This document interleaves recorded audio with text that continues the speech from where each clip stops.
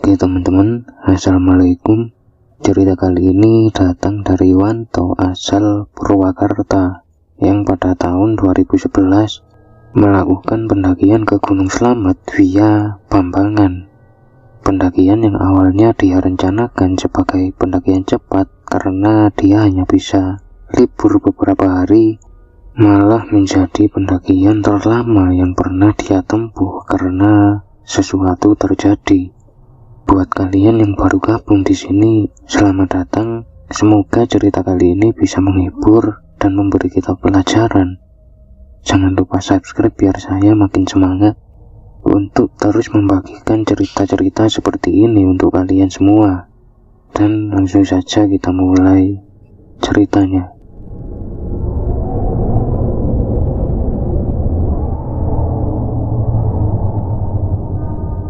Pada saat itu, Wanto yang sudah hampir 6 bulan terus bekerja, akhirnya bisa libur untuk beberapa hari.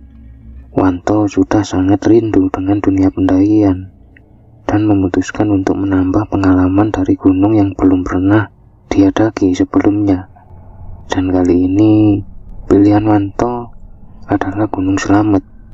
Setelah mencari info di sana-sini, Wanto akhirnya memutuskan untuk mendaki via jalur Bambangan, jalur yang dikenal paling cepat, tapi juga jalur yang berat, sesuai dengan terbatasnya waktu yang dia punya. Wanto sempat mengajak beberapa teman, tapi pada akhirnya hanya Dimas yang bisa karena memang Dimas masih baru mulai bekerja bulan depan. Singkat cerita, mereka pun berangkat menuju basecamp Bambangan sekitar jam 1 siang. Mereka nggak terlalu mikirin mau daki jam berapa, yang penting mereka daki aja sambil menikmati perjalanan. Sesampainya di basecamp, seperti biasa, mereka mengurusi maksi. Karena hari sudah mulai sore, mereka memutuskan untuk sekalian habis maghrib aja mendakinya. Saat itu mereka sempat ngobrol dengan beberapa pendaki lain yang baru turun. Dan di sela-sela ngobrolnya, entah kenapa Wanto merasa mendengar semacam bisikan, "Cepat pulang." Kayak gitu kira-kira bisikannya. Dan itu yang berkali-kali didengar oleh Wanto, tapi Wanto memilih untuk tetap diam dan melanjutkan ngobrolnya. Wanto memang sedikit takut, tapi dia yakin dengan doa dan niat yang lurus, mereka akan baik-baik saja. Sekitar jam 6 sore, mereka pun memulai pendakian dengan Dimas yang ada di posisi depan karena Dimas yang pernah mendaki ke sana sebelumnya. Hawa dingin dan angin yang cukup kencang gak mengendurkan niat mereka sama sekali. Di sepanjang jalan, Dimas banyak sekali cerita soal pendakiannya sebelumnya ke situ, yang sangat menyenangkan, yang membuat Wanto ini makin bersemangat.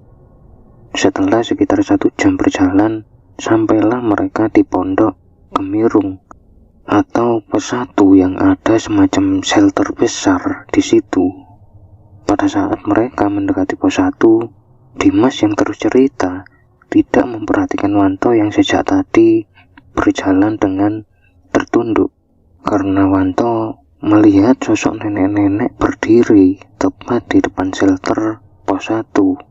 Sosok nenek-nenek ini seperti menyeringai dan matanya melotot melihat ke arah mereka. Dia ini sangat tinggi dan besar, melebihi tinggi dari shelter itu sendiri. Sesampainya di pos 1, Dimas sebenarnya mau istirahat, tapi diminta oleh Wanto untuk lanjut aja, nanti di pos 2 aja istirahatnya. Tanpa curiga, Dimas pun menuruti dan mereka langsung lanjut jalan saat itu. Sementara Wanto ini tahu kalau sosok nenek-nenek ini terus memperhatikan mereka. Perlahan mereka mulai memasuki jalur hutan yang mulai rapat. Wanto sudah mulai sedikit tenang karena dia merasa sudah nggak ada yang mengikuti mereka. Tapi ternyata Wanto salah.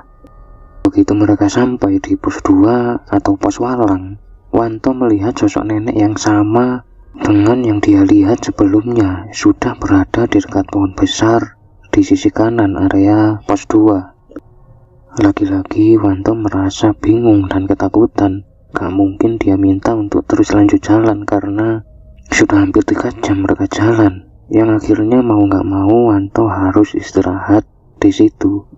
Dimas yang mulai melihat gelagat aneh dari Wanto pun tanya, "Ada apa, Wan?" "Nggak ada apa-apa, Dim, cuma dingin aja." Dimas pun lanjut lagi ngoceh cerita sana sini sambil makan snack dan minum kopi, sementara Wanto sekali-sekali terus melirik ke arah sosok nenek ini yang masih ada di situ.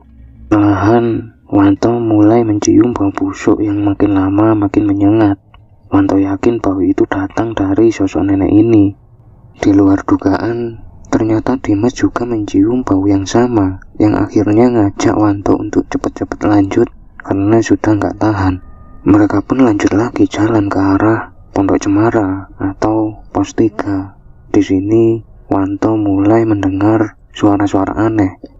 Sepanjang perjalanan, Wanto mendengar banyak sekali suara, seperti suara tangis bayi, suara orang minta tolong, dan suara tangisan wanita yang entah datang dari mana.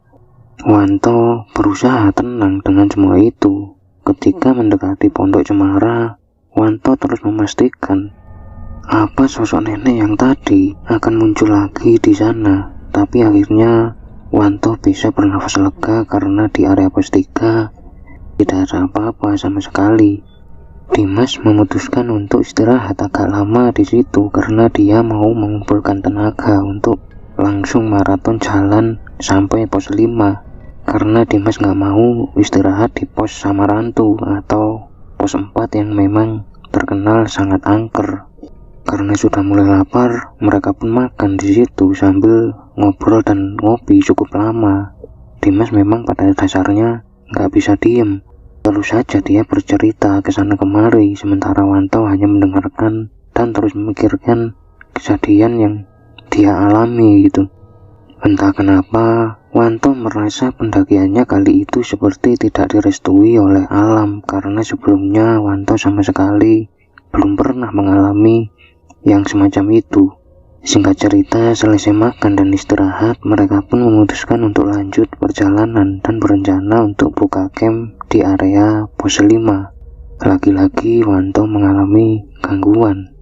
Di tengah-tengah perjalanan mereka menuju Samarantu, tiba-tiba ada sosok hitam besar yang seperti menghalangi jalan mereka.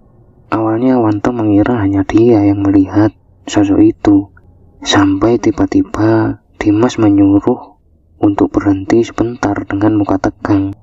Dimas pun mengajak Wanto untuk berdoa dan gak lama sosok ini pun hilang dan mereka lanjut lagi jalan.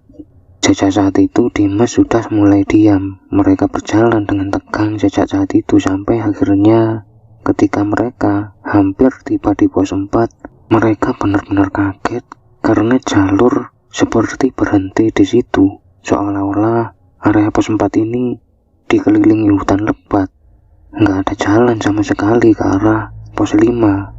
Mereka terdiam dan kebingungan saat itu karena nggak tahu harus gimana gitu.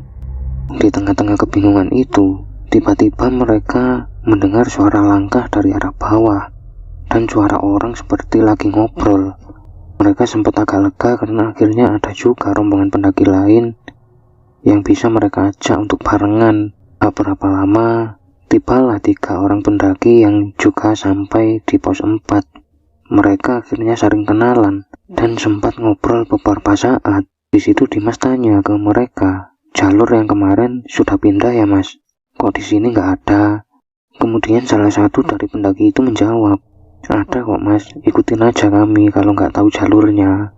Waktu kita terbatas. Ayo buruan berangkat." Kayak gitu kira-kira. Dimas dan Wanto pun setuju dan bergabung dengan rombongan mereka, yang akhirnya salah satu dari mereka seperti membuka semak-semak di sisi kiri pos 4 dan mulai jalan masuk ke situ. Dimas keheranan, emang sejak kapan dari sini lewatnya ke situ? Kalau jalur berubah, kenapa tidak ada pemberitahuan dari base camp? Tapi karena nggak mau ketinggalan, Dimas pun segera mengikuti rombongan 3 orang tadi. Sebenarnya ada kecurigaan di hati Wanto karena rombongan 3 orang ini tidak ada yang membawa senter sama sekali. Kok bisa sampai di pos 4? Sementara Wanto dan Dimas yang bawa senter aja sempat kesulitan di beberapa titik jalur. Saat itu mereka berdua terus mengikuti rombongan 3 orang ini. Sampai akhirnya setelah hampir 1 jam jalan, Wanto dan Dimas benar-benar terkejut ketika di depan mereka sudah ada jurang yang sangat dalam. Dan yang membuat mereka lebih takut lagi, sosok 3 pendaki yang ada di depan mereka tahu-tahu lompat begitu saja ke arah jurang, diiringi suara tawa yang sangat menakutkan di sekeliling mereka. Mereka pun panik dan ketakutan, yang kemudian mereka lari secepat-cepatnya untuk putar balik ke arah pos 4. Saat itulah Wanto dan Dimas seperti kehilangan arah. Mereka lari terus, tapi nggak bisa menemukan jejak mereka sendiri. Sudah hampir 2 jam mereka cuma muter-muter aja, belum juga menemukan di mana pos 4. Karena kelelahan, mereka pun memutuskan untuk istirahat dan melanjutkan esok harinya saat sudah terang. Singkat cerita, esok harinya ketika mereka bangun, mereka benar-benar terkejut dengan posisi mereka yang sudah kembali ada di pos 4. Dan ada yang membuat mereka lebih syok lagi, yaitu keadaan mereka yang mendadak menjadi sangat kurus, jauh sekali dari saat mereka belum mendaki kemarin. Bahkan Wanto mengaku ketika sudah turun dan dicek, bobotnya turun hampir 20 kilo. Mereka saat itu juga benar-benar merasa kelaparan, sampai-sampai semua bekal yang tersisa mereka habiskan saat itu juga.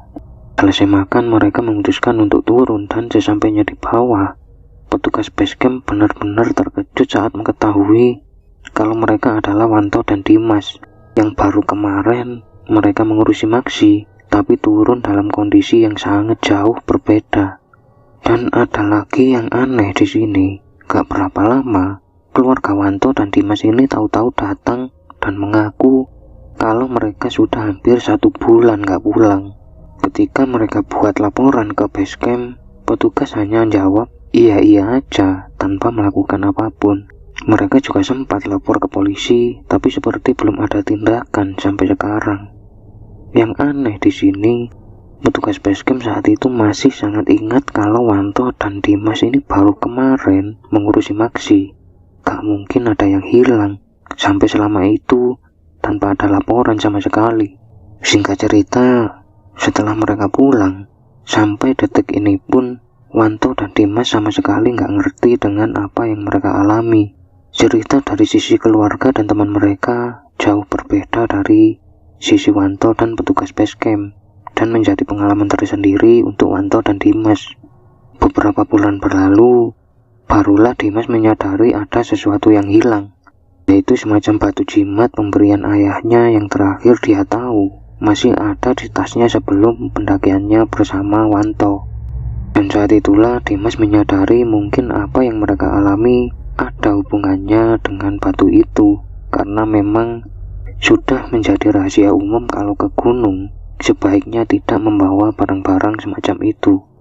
Semoga apa yang mereka alami bisa jadi pengingat sekaligus hiburan untuk kita semua, agar kita lebih bisa mengerti dan mematuhi aturan-aturan yang sudah ada ketika kita sedang berkunjung ke suatu tempat kemanapun itu, karena itu juga demi keselamatan kita sendiri. Makasih buat Wanto yang sudah membagikan kisahnya. Semoga Wanto dan Dimas selalu sehat dan tidak mengalami hal yang semacam itu lagi. Saya akhiri cerita kali ini. Sampai ketemu di cerita-cerita selanjutnya. Salam Sukmo, salam Rahayu.